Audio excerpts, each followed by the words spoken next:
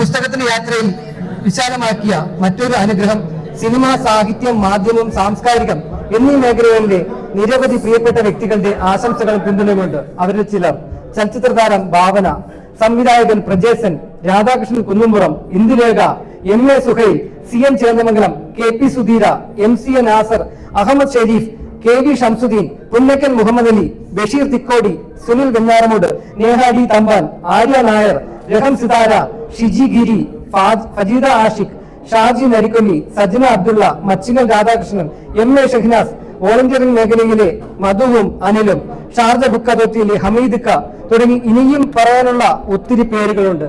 അവരിൽ എന്റെ സഹപ്രവർത്തകരുണ്ട്. കൂടാതെ സഹപ്രവർത്തകരായിരുന്ന ഷമീം സയ്യിദും ഹബീബ് റഹ്മാനുമുണ്ട്.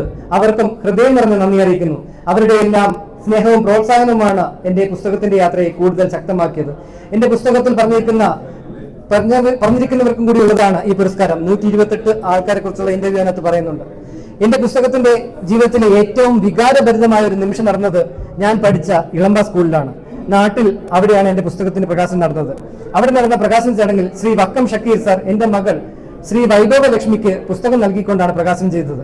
എന്റെ ഭൂതകാലവും വർത്തമാനകാലവും ഭാവി കാലവും ഒന്നിച്ചതായിരുന്നു. അതായത് എന്റെ സ്കൂൾ എന്റെ ഭൂതകാലം, എന്റെ പുസ്തകം ഈ വർത്തമാനകാലം, എന്റെ മകൾ എന്റെ ഭാവി ഒന്നിച്ചു ചേർന്ന അത്യന്തം ഹൃദയസ്പർശിയായ ഓർമ്മയായിരുന്നു അത്.